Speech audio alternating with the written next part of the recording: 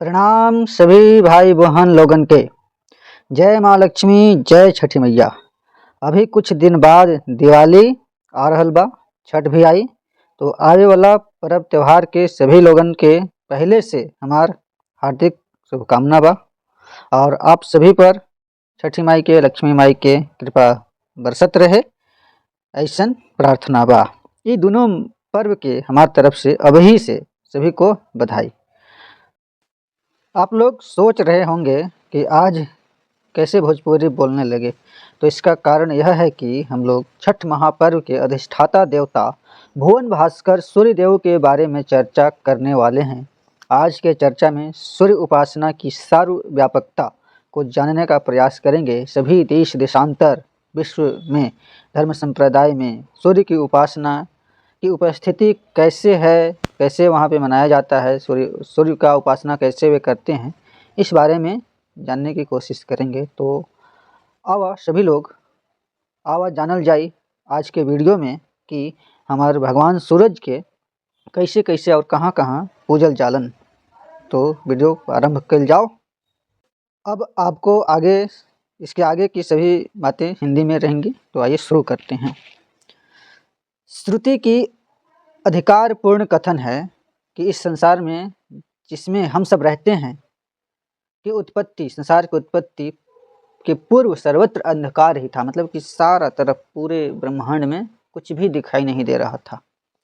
तमः आसित कहा गया है श्रुति में, तमः आसित। इस वाक्य में यही भाव है कि सभी दिशाएं अवर्णात्मक तम से व्याप्त थी, किंतु पूर्व में उदित होकर अनंत आकाश में अपनी संपूर्ण आभा के साथ विचरण करने वाले परम तेजस्वी भगवान सूर्य इस धरती व सृष्टि में जीवन, प्रकाश व प्राण के कारण बने। छांदोग्य उपनिषद में ऋषि कहते हैं, यशो अनंत आदित्ये हिरण्मयः पुरुषो दृश्ये हिरण्मस्यम् श्रुरि हिरण्यकेश आपण रश्वास सर्वम एव सुवर्णः। इस प्रकार इसी सर्वशक्तिमान परमात्मा हिरण्यगर्भ के परम उत्कर्ष के रूप में इसके दिव्य तेज से दिग्दिगंत व्यापी अंधकारमयी निशा में आत्म प्रकाश के रूप में उदित होने की बात कही गई है। तात्पर्य यह है कि इस दिव्य अध्यात्म प्रकाश के आविर्भाव के साथ ही संपूर्ण दिशाओं का अंधकार समाप्त हो गया व सारा संसार प्रकाशित आलोकित हो उठा। भारतीय संस्कृति आदि संस्कृति है ना, सबसे पुरातन है।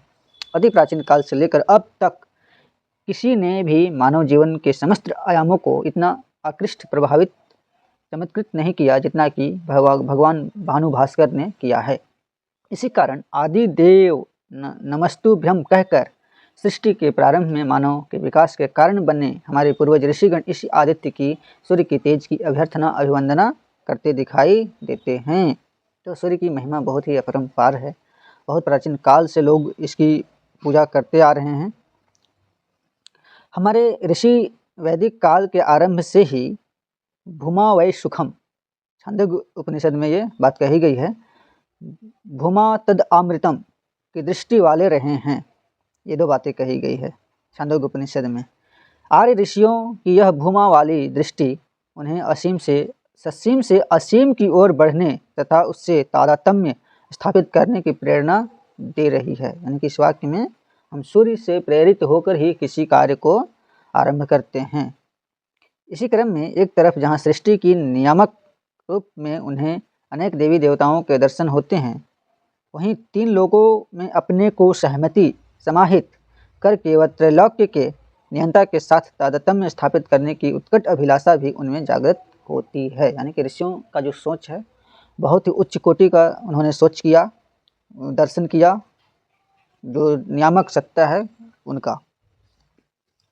इसी तरह से गीता में भगवान श्री कृष्ण विभूति पाद में, मतलब कि जो उनका विभूति वाला जो प्रसंग आता है जिसमें कि सभी विभूतियों के बारे में वो चर्चा करते हैं अर्जुन से, तो उसमें कहते हैं विभूति प्रसंग में ज्योतिषाम रवि अंशुमान 20-21 में कह रहे हैं, यह कहकर सूर्य देव की महत्ता प्रतिपादित करते हैं। वहाँ सुप्रसिद्ध गायत्री मंत्र सूर्य के तेज शक्ति उपासना से मानव मात्र के सन्मार्ग पर चलने की बात कही गई है तथा इसे ब्रह्म विद्या बताया गया है।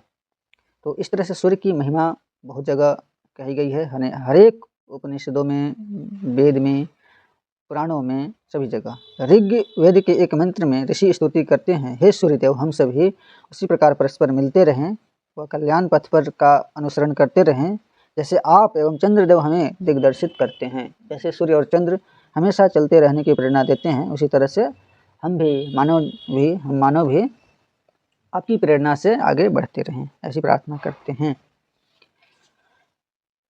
देव संस्कृति के प्रणेता महामानवों ने अपनी दिव्य दृष्टि से अंतःस्फुरणाओं के रूप में जो भी कथन कहें वे श्रुति बन गए, और जो भी प्रतिपादन अंतर्जगत में स्वानुभूत प्रयोग संपन्न करके किए वे जीवन व्यवहार के सूत्र बन गए। अग्नि प्रज्वलन जो मानव जाति का प्रथम अनुसंधान था, का प्रेरणा स्रोत भी सूर्य ही है।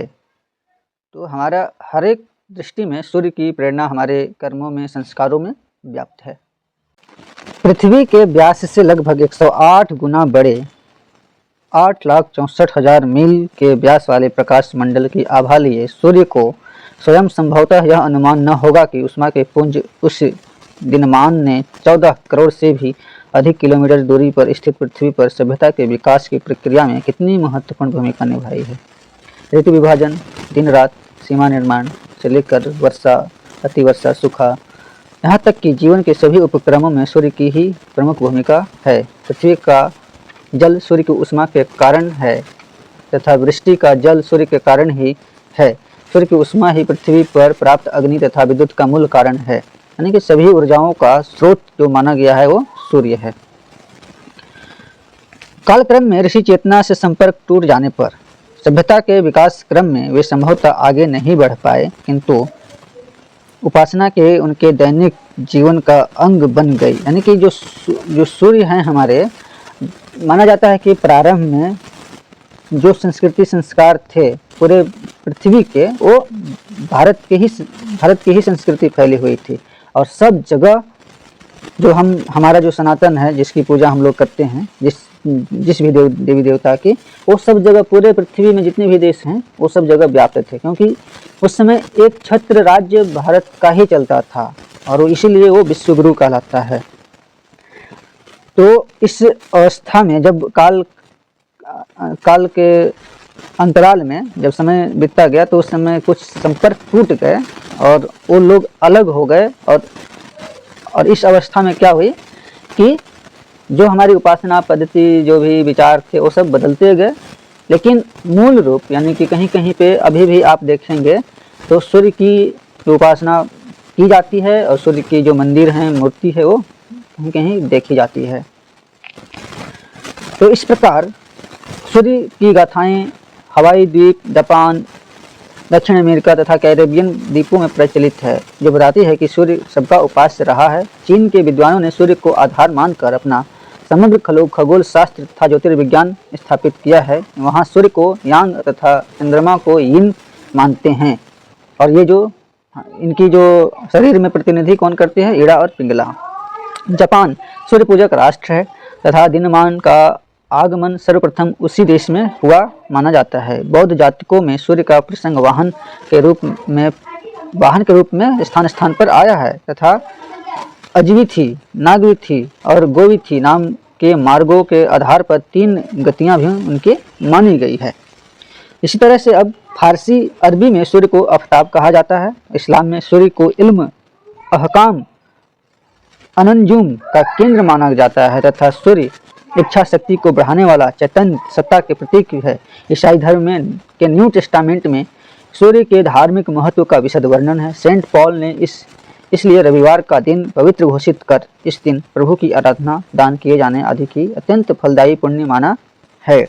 इसी कारण सारे विश्व में ईसाई रविवार को नियमित रूप से पूजा घरों में जाकर सामूहिक प्रार्थना करते हैं। तो उपरोक्त संदर्भ जो दिए गए विश्व भर में धर्म, मत, संप्रदाय व अन्य सभ्यताओं के सूर्य के संबंध में माने गए हैं। भारतीय संस्कृति तो विशुद्धता वैदिक संस्कृति को सूर्य संस्कृति के रूप में ही मानती है। वह अपना आदिदेव सूर्य को बताती चली आई है। हमारी संस्कृति के अनुसार सूर्य ही ब्रह्मा है, उत्पत्ति करता है, सूर्य ही विष्णु है, पालन करता है, और सूर्य ही महाकाल है, यानी कि निर्धारण करता है, संहार करता भी है। महाकाल मृत्यु का देवता माना गया है। सूर्य की ऊर्जा अर्थात प्राणाग्नि जब शरीर में रहती है तब तक प्राणी जीवित रहता है, और जब निकल जाती है तो वो मृत हो जाता है। तो इस तरह से सूर्य का जो उपासना है पूरे संसार में फैला हुआ है। सत्यम तातान सूर्यः आध्यात्मिक जीवन शैली का प्रतीक वाक्य है।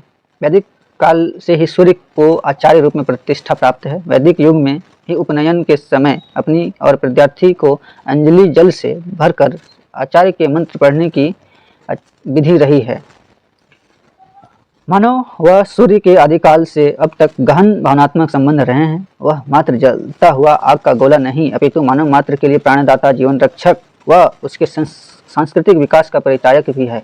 सूर्य का प्रत्येक गुण मानव के क्रमिक आध्यात्मिक उत्थान का द्योतक है। यहाँ तक कि हमारी चिर पुरातन देव संस्कृति के जो भी महत्वपूर्ण प्रतिष्ठित तत्व हैं, उन सब के मूल में सूर्य देव की ही प्रधान भूमिका मानी जाती है। तो कोई अतियुक्ति नहीं होगी। संभवतः यही कारण है कि यजुर्वेद में सूर्यो ज्योतिर् सूर्य स्वाहा से लेकर प्रश्नोपनिषद में प्राण प्रजान मुदति से सूर्य के माध्यम से सूर्य की महिमा व स्तुति का गायन हुआ है। सूर्य मार्तंड भी कहलाते हैं, क्योंकि मृत अंड यानी कि ब्रह्मांड से होकर सारे जगत को अपनी उष्मा व प्रकाश से जीवन दान देते हैं। ऐसे आदिदेव की जितनी महिमा गाई जाए उतना ही कम है। इससे लाभान्वित होने के लिए इसके त्रिआयामी स्वरूप को भी जानकारी महत्वपूर्ण है। तो इस तरह से आज के हम लोग चर्चा में जाने कि जो सूर्य की उपासना पद्धति है वो हर जगह, हर धर्म में, हर देश में अभी भी मिलती है। लोग अभी भी सूर्य को मूल ऊर्जा का स्रोत मानते हैं। विज्ञान भी मानता है कि सूर्य से ही सभी ऊर्जाएं निकलती है और वहीं समा जाती है। तो अभी के जो छठ पर्व आ रहा है, सूर्य उपासना का पर्व है, वो अच्छे से मनाएं आप सब, यही मेरी कामना है। और सूर्य की जो प्रेरणा है उसे आप लेकर के अपने जीवन को आगे बढ़ाते रहिए। और आगे की चर्चा हम लोग अलग विषय पे करेंगे। तो आपसे यही प्रार्थना है। जय छठी मैया, जय सूर्यदेव, जय बिहार, जय झारखंड, जय भारत। तो आपसे विदा चाहता हूँ। मिलेंगे अगले वीडियो में नए विचारों के साथ। तब तक के लिए नमस्कार, धन्यवाद वीडियो में बने रहने के लिए।